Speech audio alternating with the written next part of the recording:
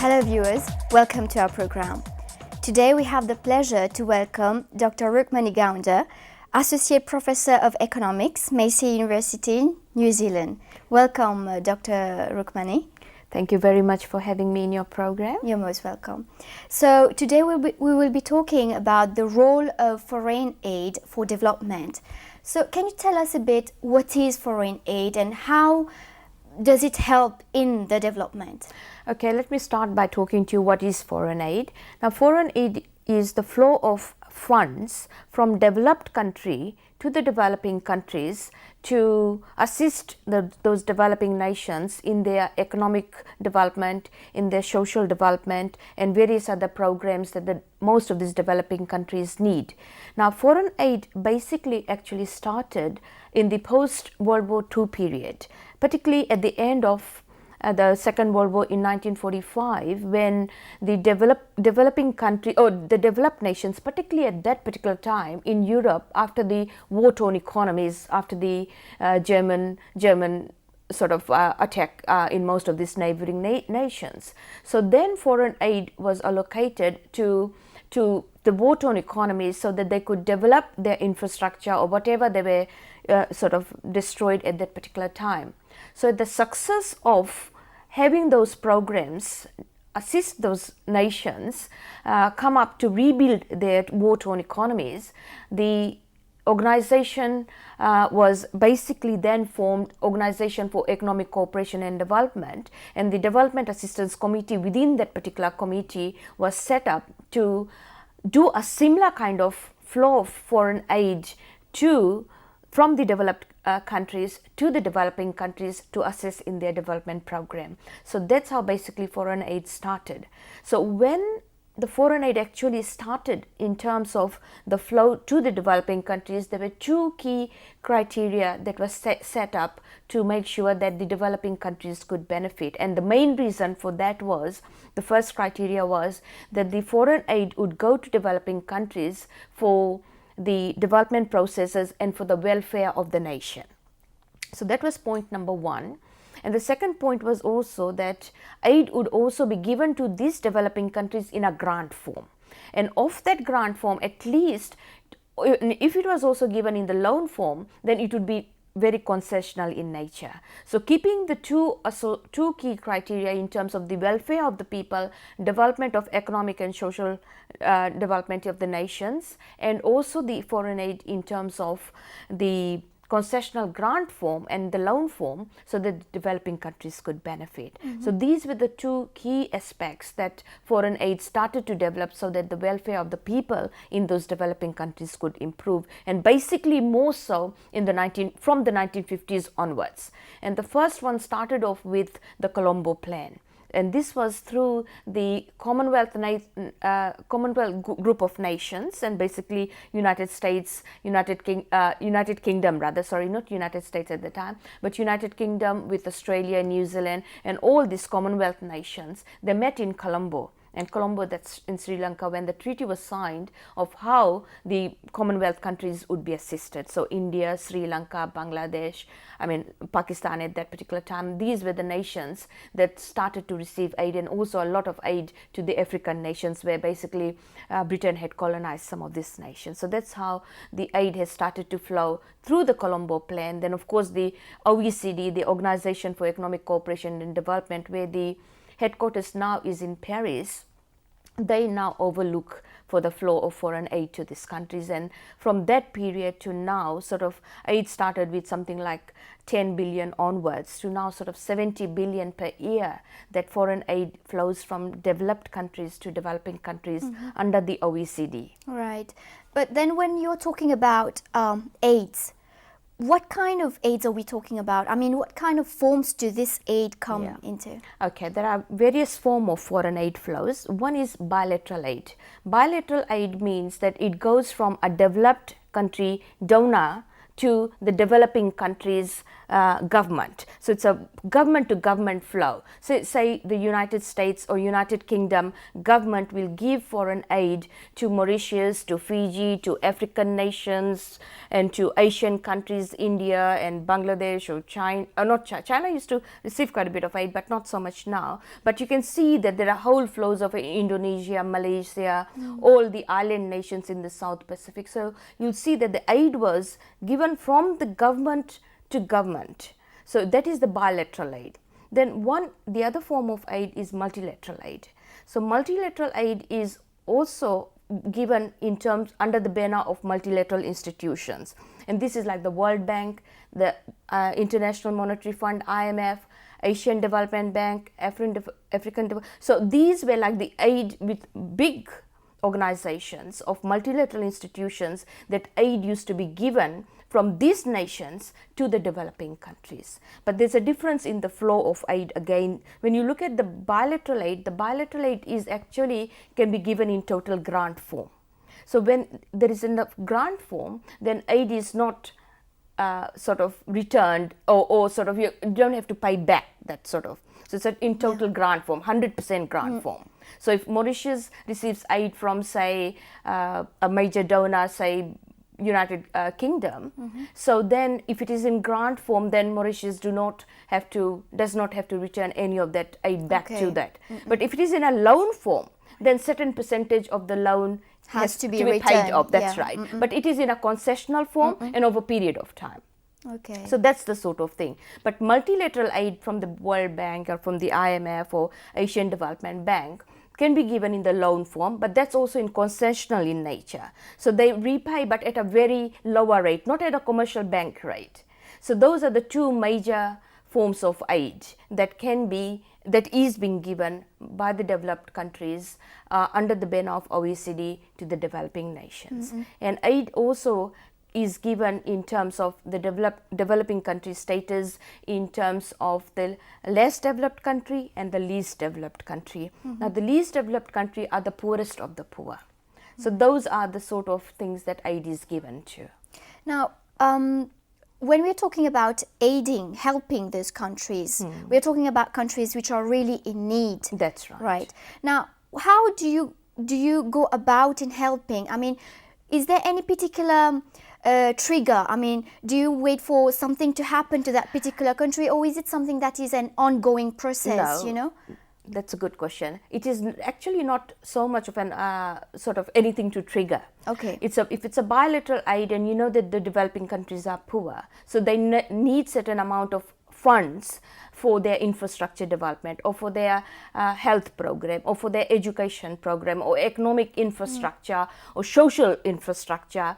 So bilateral donors will actually see that what are the needs of the country. Say Mauritius needs money for certain development projects. So Mauritius government will sort of provide the UK government or the US government or any other government that you associate with in terms of the aid allocation. They will say that we need infrastructure development for road or transportation, or for economic infrastructure, or social development for building hospitals or schools or things like that. So these are the development projects that the recipient countries or the developing countries will tend to say that these are the needs for that. So then the donor countries tend to look at those programs and say, okay, these are the priorities and this is how we have to address some of these problems of assisting those countries to build their infrastructure in terms of social development or economic development as well. But sometimes there is also aid given when there are hurricanes, cyclones, droughts. So that is aid given under the emergency banner. Okay. Now, one of a very good example, you could have seen the amount of aid that had given during the tsunami period. Yeah, right. So you can see that all nations came in, chipped in, and they talked about giving foreign aid because that was a natural disaster and that was emergency aid. So that's the sort of thing you can see during the period of drought, hurricanes, and tsunami is another very recent example that we've all seen, how the whole world came in together to provide the economic assistance, development assistance in terms of building the houses, helping them in clearing the place, providing them with medicine, clean water, food, tents and all that sort of thing. So these are, you can see how emergency aid actually went to Asian nations, particularly the countries that were devastated by tsunami. Right. So that's the aid that is given under the emergency aid relief form. So you can see that is a major as well. Yeah. But countries provide development programs and projects that they require in their country through the assistance of the foreign aid program to the bilateral donors as well, and also to the multilateral donors like the World Bank, the IMF, the Asian Development Bank. Others also will help the developing countries in their region to provide assistance. Now, which countries are really targeted to receive foreign aid? Okay. Now, basically, if you look at that, it is basically more of the poorer nations.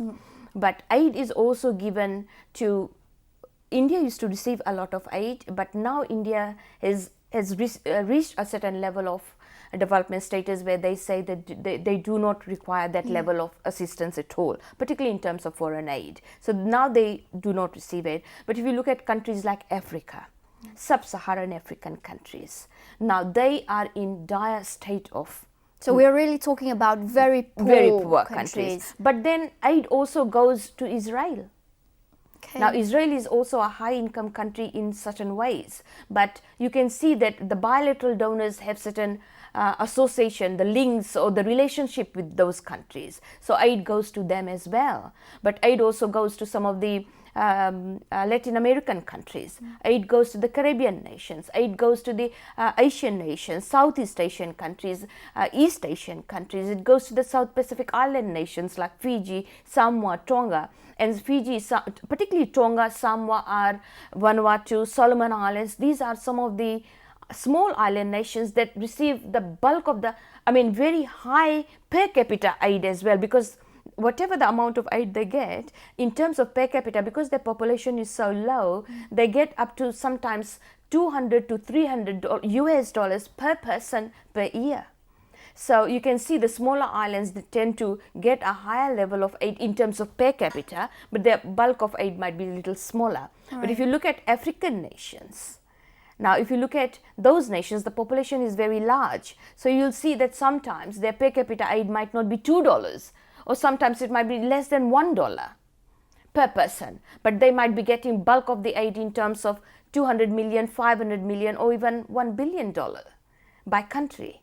So you can see that these are some of the ways that aid are located, but aid goes to the poorest of the poor, but aid also goes to upper middle income country and the lower middle income country and the less low income countries and the least developed countries, and the least developed countries are some of those in the sub-Saharan African nations. So if a country is really in need of help, do the donors or the association itself go out and investigate about whether this country really needs this kind of help? So I suppose there is a kind of research which goes on. That's right. I've done a lot of work in this area in terms of foreign aid as well, and if you can see that the donors are very particular how much aid goes to which countries, what programs are used in. So they also have their office in those countries as well, where the donors come along, like the Australian embassy, the New Zealand embassy, or the UK embassy, or any other, the United States embassy in those countries.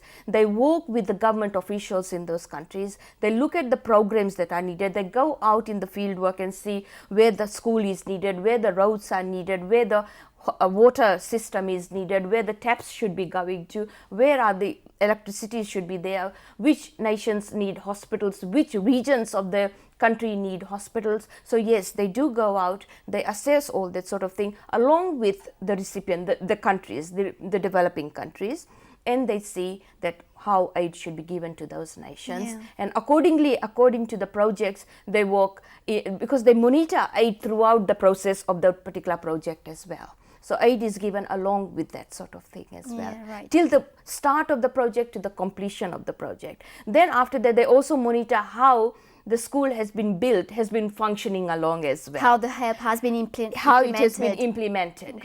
Are those who have been targeted, like the school children or the poor villages, have they benefited from those programs or not? So yes, that also has been done as well over the period of time. Yeah.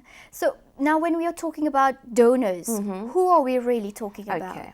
The main key donors that started are also the United States, United Kingdom, France, Germany, Japan, and then Switzerland, Norway, Finland, Ireland, all these.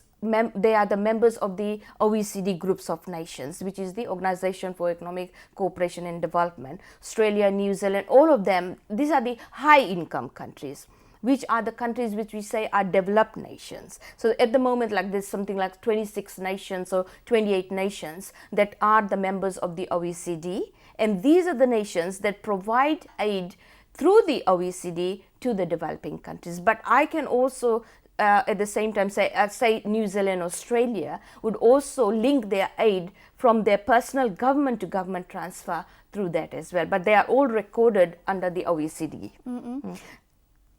Earlier you talked about emergency aid. Yes. Now I'd like to know who are the major recipients of aid? Now when you talk about emergency aid, now you can see that a lot of problems have started, particularly in Africa and Asia as well, in the tsunami hit areas. And Asia particularly, you see a lot of aid has also gone for HIV AIDS project. Now it's a kind of an emergency, but it's an ongoing problem as well. Then there is also poverty alleviation. Now poverty is a huge problem. We're talking about more than 1/3 of the population, of the world population, who live on less than $1 a day. Then there is also about 2/3 of the population, when you add to, that live on less than $2 a day. Now you can see that their food, shelter, clothing would be bare minimum. So these are the people are in terms of also under the, I would say would fall under the emergency aid program as well. Right. But then you will find that aid is allocated under the poverty alleviation program, which is not also part of that emergency type, but poverty alleviation is one of the key aspects of foreign aid target, particularly HIV aid and all that elimination as well. So once again you can see aid is targeted for that as well, and aid is also going to education of the young children, particularly to target that young children would be in school at least up to the primary school level. And they are encouraged to go to high school as well, because education, human capital, is a very important process to eliminate to at least get the people out of poverty. So I think the role of education and foreign aid in the role of education is very crucial. So aid that are targeted for education projects are very crucial, and I think that should also be aimed in terms of all developing countries, and particularly the least developed countries. Right. If we can target that and also assist those countries, particularly the people within those very low income bracket with less than $1 a day or less than $2 a day, if we target them also with better education, social development, economic development, giving them opportunities to gain employment opportunities and all that sort of thing, if we can bring them to assist them in various programs, handicraft, all those sort of clothing programs and all that, so that that livelihood status can be changed, so they could get into the livelihood programs, and that could assist a lot of people, particularly those who are living on less than $1 a day and less than $2 a day. So those are I think the programs that aid can definitely benefit, and countries should, particularly the developing countries, the governments of all these developing countries, African nations, Asian nations, Caribbean countries, South Pacific Island nations, Latin American countries, where most of the poor are, South Asian countries, India, Pakistan, Bangladesh, all these nations, Sri Lanka, and on the other side, Afghanistan. You can see a lot of foreign aid has been allocated to these countries under these programs to alleviate people from poverty. So in a certain way, when you go out and help these people in a certain area, at the end of the day, you're touching most of the other areas, other problems in that particular country. That's right. Is that right? That's right. I mean, these are the key major problems. And you'll find that most of these countries are having these major problems, particularly associated with poverty, particularly the rural areas. I mean, if you look at the rural areas, they don't have schools, they don't have hospitals, they don't have even proper roads, there's no electricity, there is no water system. Now, how do we provide for all of this? And if we provide some of this, then they can provide for themselves as well. And particularly countries where they're landless people. And they are not part of the agriculture sector as well. So we have to provide them some certain level of education to get them out, to provide a livelihood and a, sort of things that they could provide for themselves. And Bangladesh was one of that started under the Grameen Bank. And so little loans were given to the villages, and they made like little handicraft stuff, and they sold those things in the little markets. And then the income that they had, they could buy food, shelter, clothing, and also send the children to school. And that was a real success story.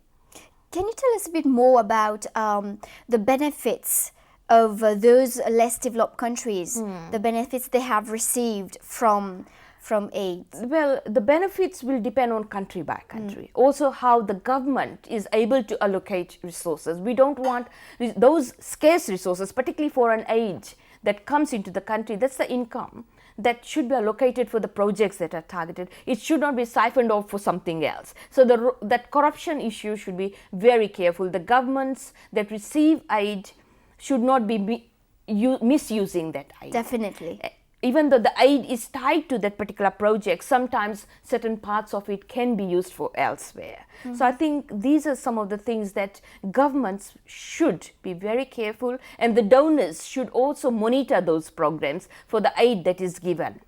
So it's on both sides? On both sides. And then aid should be used for those particular purposes to benefit the people, particularly the health sector, the education sector, providing electricity, water, where in the rural areas these are some of the biggest problems that most of these developing countries are not able to provide their citizens. And all citizens by right should be able to have those basic necessities, particularly food, shelter and clothing. So if you look at those sort of aspects of it, I think these are some of the key issues that all nations should be able to provide for their people. Right. Now, very briefly, can you tell us what have been the most encouraging thing that you've got as being part of that association? I mean, if you look at foreign aid as the bulk of the program, that should... Now, one of the key aspects that I have found that foreign aid that has been given by country to country are the scholarships that are given to their people. And so the people, there's students who are able to take studies, technical cooperation assistance, come back to their country to assist the people in the development process. Now, another very important program that I see aid is given that should be benefit is for poverty alleviation.